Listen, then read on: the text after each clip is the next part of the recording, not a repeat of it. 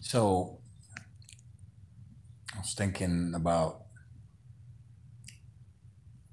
how many people are out there feeling disconnected, lonely, um, lost, without a compass, without a north, without, um, you know, just feeling out of place. I mean, their routine, their lives have been um, completely turned upside down, lost their job.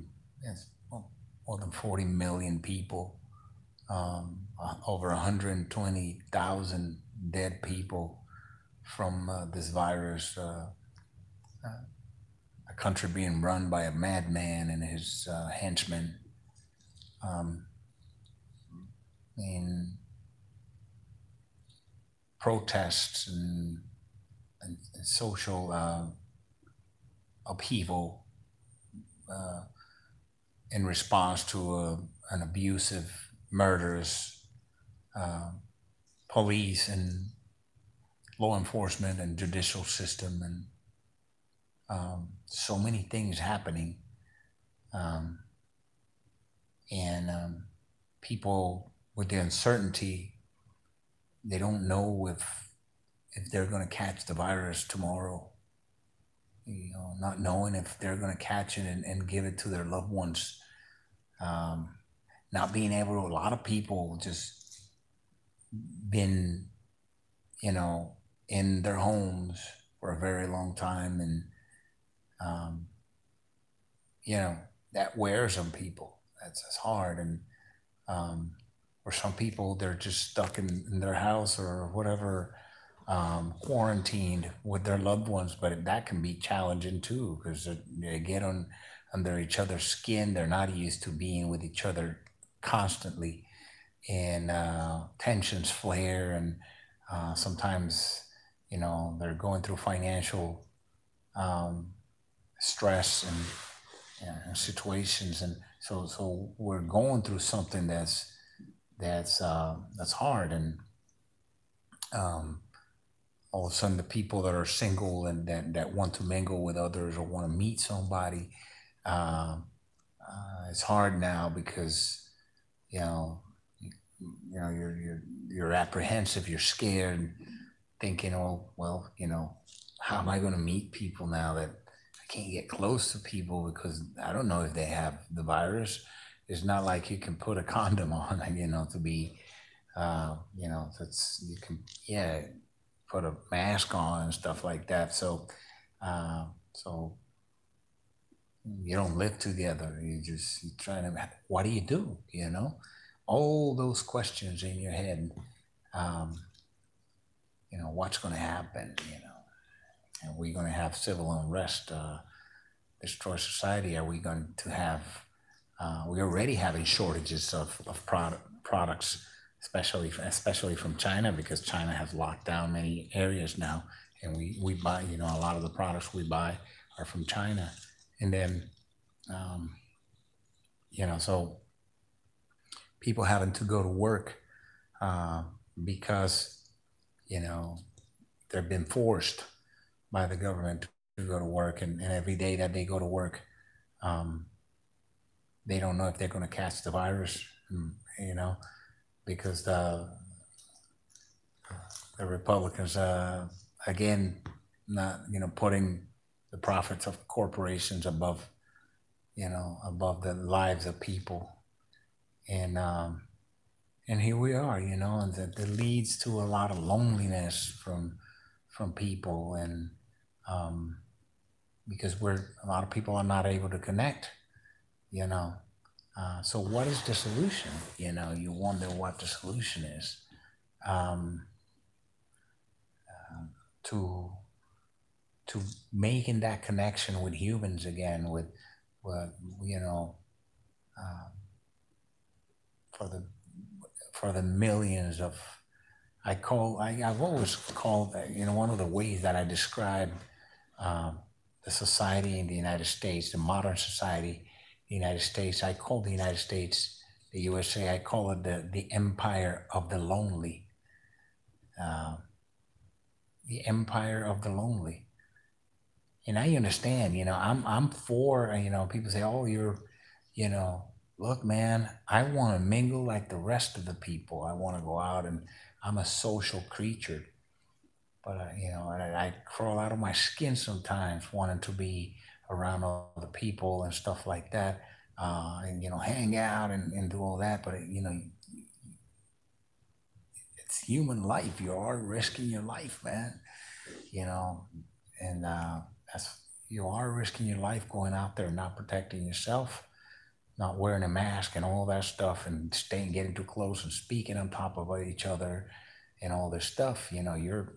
You're putting yourself at a huge risk in other people because you could be positive and be spreading it and not have symptoms. You know, so could you live with killing your loved ones? That's another thing that weighs on you. So all these questions. We have it in our system, in our cells, in our brain, I guess, our DNA. We're social creatures. And all of a sudden, our social interaction has become curtailed and has suffered a huge bump, a huge roadblock. And, and then there's you're thinking, okay, so I'll do the quarantine or stuff like that. I'll just go to, but me, myself, I'm wearing gloves right now because I'm in a house with three other people and they don't observe nothing. These people don't observe social distancing or nothing. And so it's nerve wracking, you know, but you go eventually, what if you carry, you take care of yourself and you protect yourself everywhere, but you still catch it. And I understand the mentality of some people. First of all, a lot of people that are just arrogant and they just don't like to be told what to do by anybody. I understand that. I don't like that either, but I have to be empathetic. Nobody likes that, but I have to be considerate of other people and myself and take care of myself. Um, so, you know, what if I catch it? And I didn't, and I know the mentality. You would think, okay, what if I end up catching it and I didn't go to the beach like I wanted to? I'm gonna die anyways. You know, I should have gone. I don't want to be in that hospital in the deathbed or in a ventilator.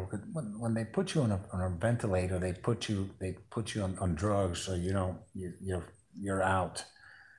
It's a really bad experience.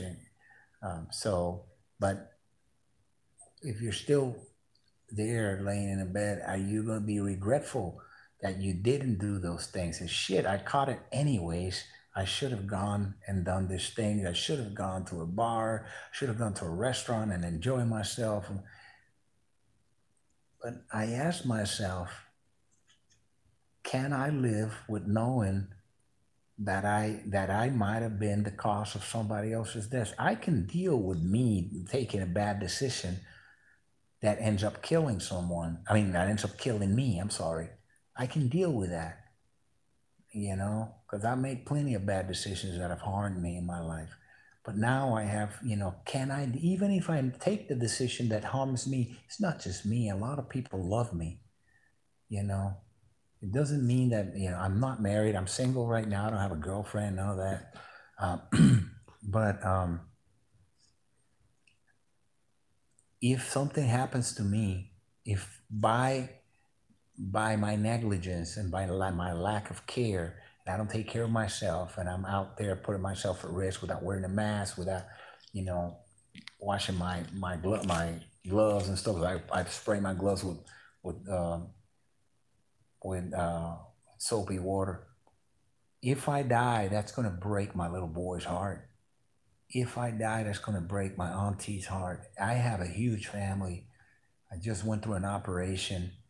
Um, in April that I almost died. They took out half of my large intestine because I had a perforated diverticulitis attack, and the infection spread into my blood, almost killed me. So they took out half of my intestine, and you know, and I was able to see how many people love me. How many people I told them, look, I saved some money. They always offering money, blah, blah, blah. It came to the point, it's like, you know what, you want to send me something? Just go ahead, send me something. You know, the support has been overwhelming. You know, I don't have a right to break those people's hearts just because I'm being careless. So, there's no way around it, man. You have to take care of yourself. You have to protect yourself, even when you feel lonely. It is a sacrifice.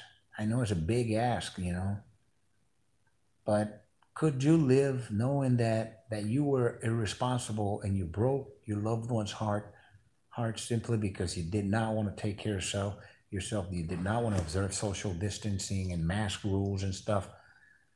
Could you live with yourself knowing that your irresponsible behavior killed your son, your daughter, your wife, your mom? Could you live with yourself? I ask myself that every day. I was just feeling lonely and all this. She's like, God damn, I want to go out and mingle and stuff. But then I remember, it's not about just me, man. It ain't just me. A lot of people love me. And a lot of people love you, even if you don't know it, even if it's just one person.